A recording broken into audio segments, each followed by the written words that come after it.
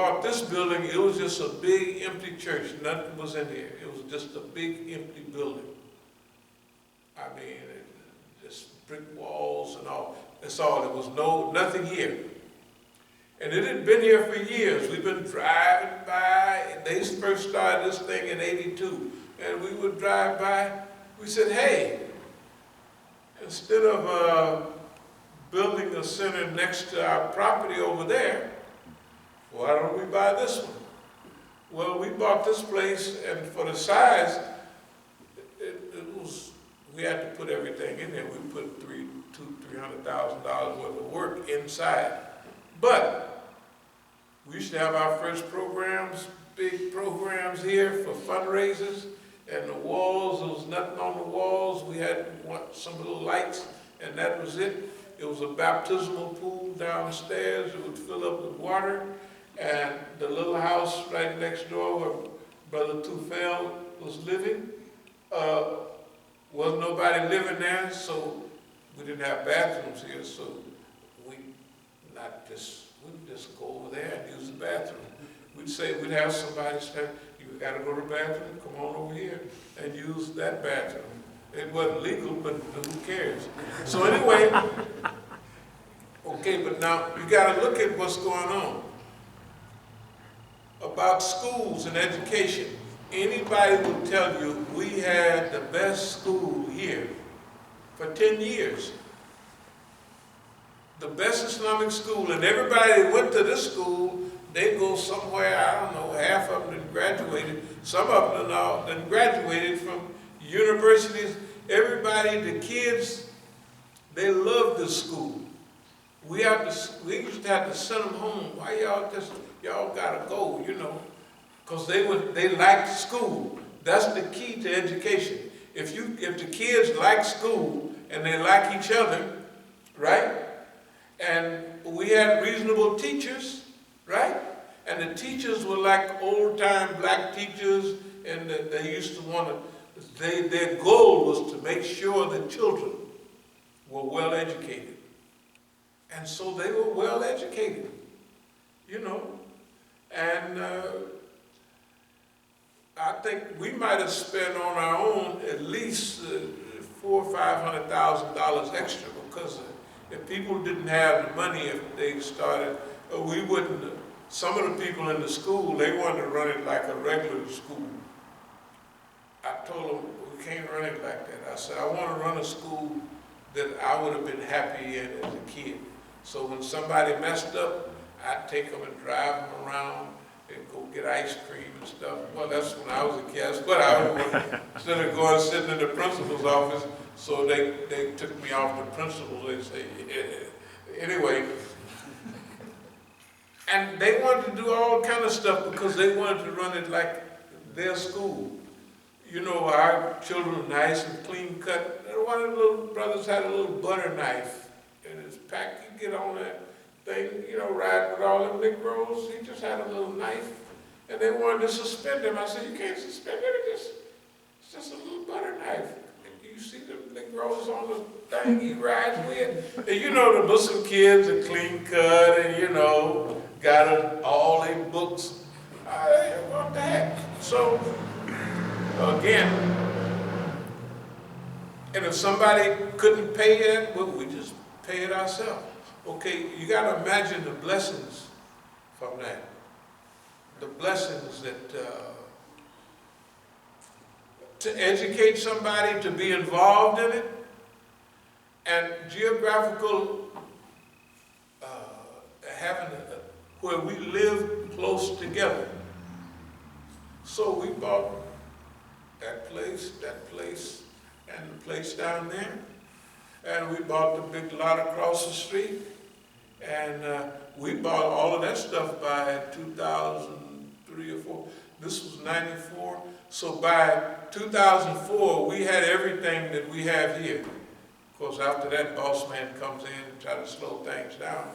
But now, to have a program with a critical issues list and to work toward the betterment of humanity, you have to realize Masjid al-Islam, in the early 2000s, we had 10 masajid around the country, full of people, and everything just rolling along.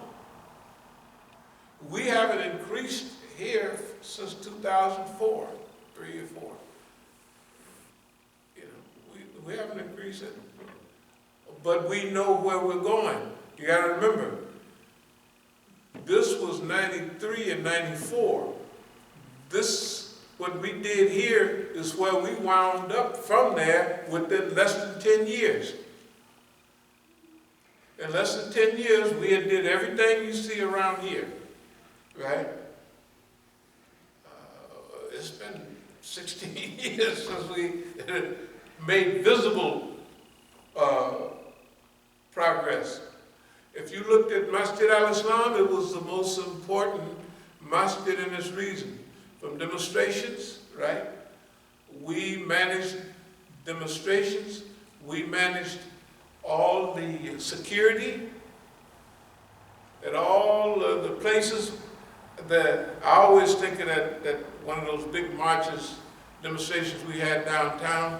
There was 500,000 people there. And everybody used to complain, Imam Musa, those guys are using us, Answer, Mighty Bray, and all that. I said, don't worry about it. So they got all that time to speak. They don't let you speak no time. And I told the brothers this. I say, you see us all here in black? Everybody else sees us too, right? But they see unity, discipline, organization. I said, when people leave, they're not going to remember what them guys said. I said, when I get up and talk, they're going to remember that. So we had maybe 5 minutes. We got up there and we told the people, it's 500,000 people. We said, do y'all want me to teach you a slogan that if you hear that slogan, or people around the world, 1.5 billion people will love you? They said, yes. So I said, okay, now here's what I'm going to do. I'm going to do takbir. I'm going to say Allahu Akbar 3 times. And after I takbir, each time I want y'all to say Allahu Akbar. Do you know them white folks down there takbir better than the Muslims? Didn't they? I said takbir, they said Allahu Akbar. I said takbir, they said Allahu Akbar. And the 3rd time the same thing. And then Rush Limbaugh said that Imam Musa was teaching our people, white folks, slogans that they say when they blow up planes. I said, this man's crazy. Yeah, Allahu Akbar. I'm just trying to tell you. So all the things that we planned for back then, we technically exceeded all of those things, you know. And the living close together, the property, that means that the property we acquired, remember, we had to own the property. And in the beginning, well, technically, it was mainly like Brother Tufayl. Brother Tufayl was doing the place right there. He remodeled the whole place, and then he said, $500 rent is not enough, so I'm going to pay you $1,000. I said, there's no argument. So, but in those days, that's what everybody that was in the community was working toward, you know, putting in the community instead of taking out. You see what I mean? So when you got a group of people all putting in, hey man, everything just grows and develops, and that's those things that we was talking about in this, we exceeded all of those things. We exceeded all of those things. In our sisterhood class, brotherhood classes, you have to remember that we, in our classes, it was really Islamic movement or Islamic studies, because we had a reading list and we studied a whole series of books and literatures.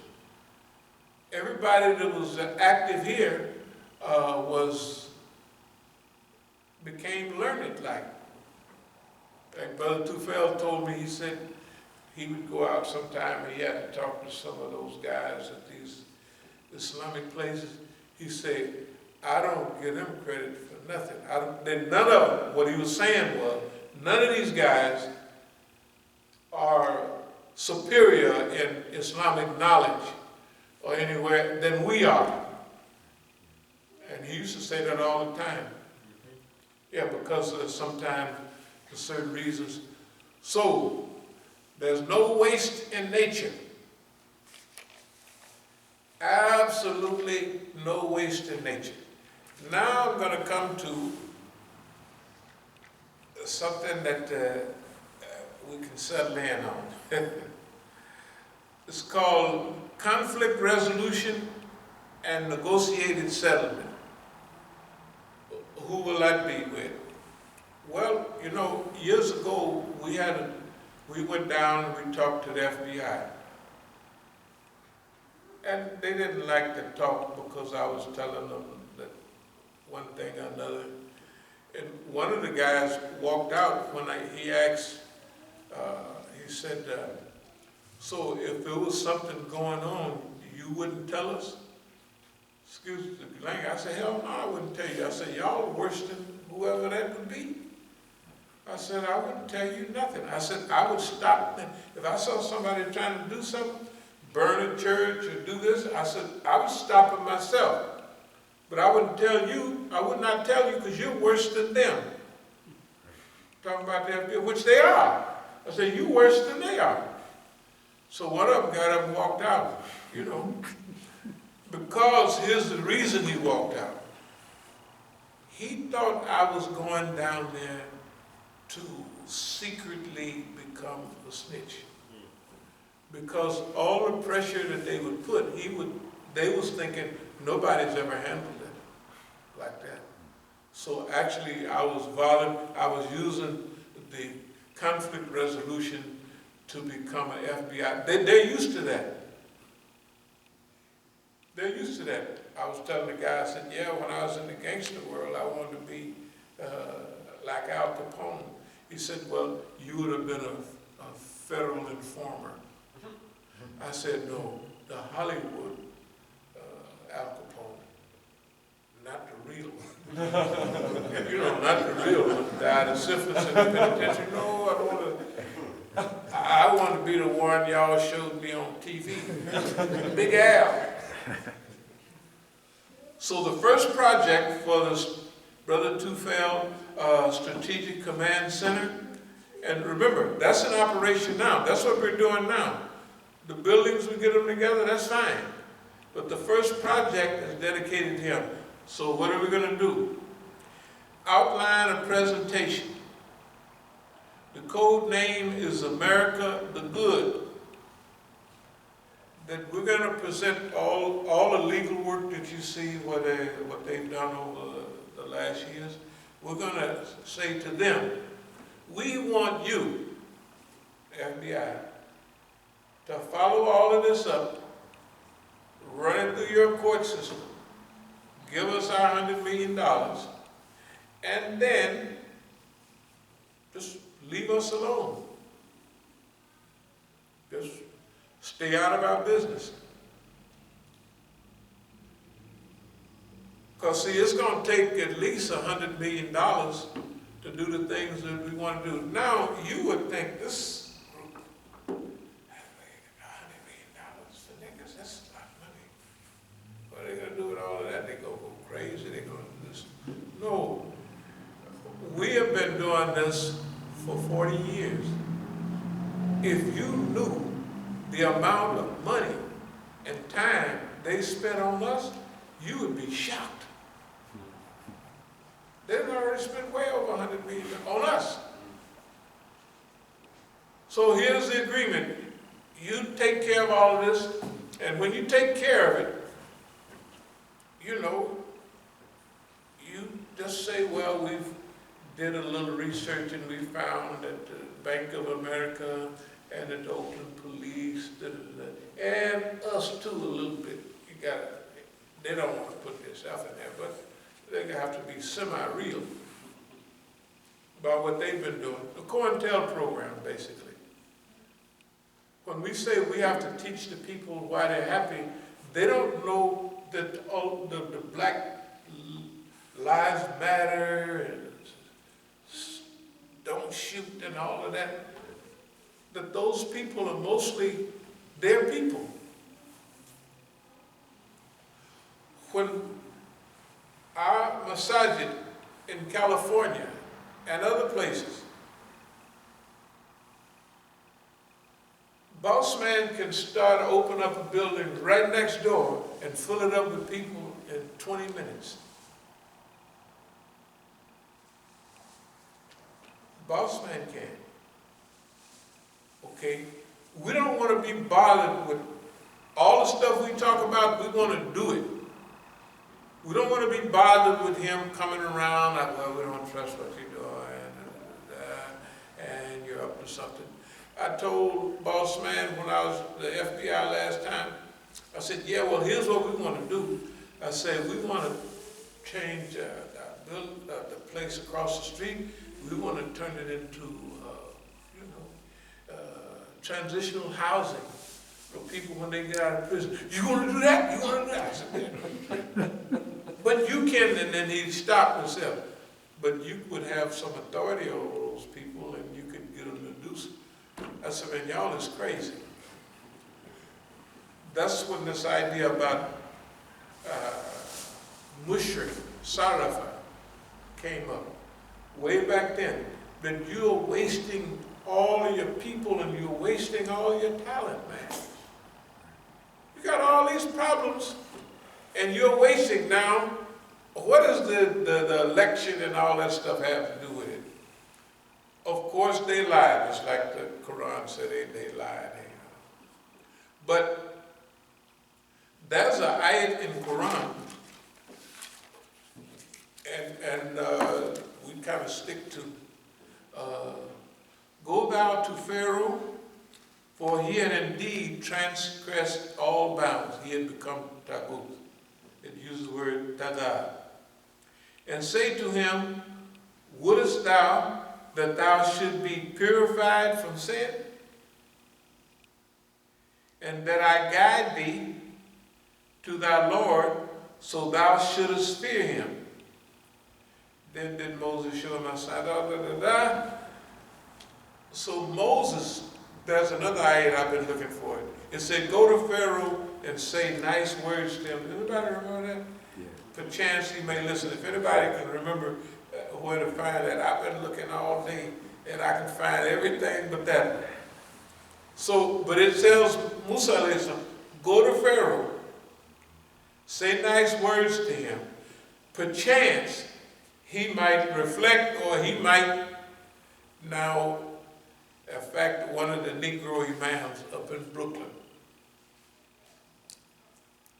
Of course, I've been on the ayat, but he said, see, when I think about this society, I think about that. In other words, talk nice to the system.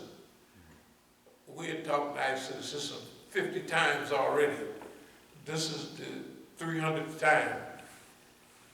You know what I mean? But it's saying, go thou to Pharaoh, for he has indeed transgressed all bounds. He has become tagut. He has overflowed its bounds.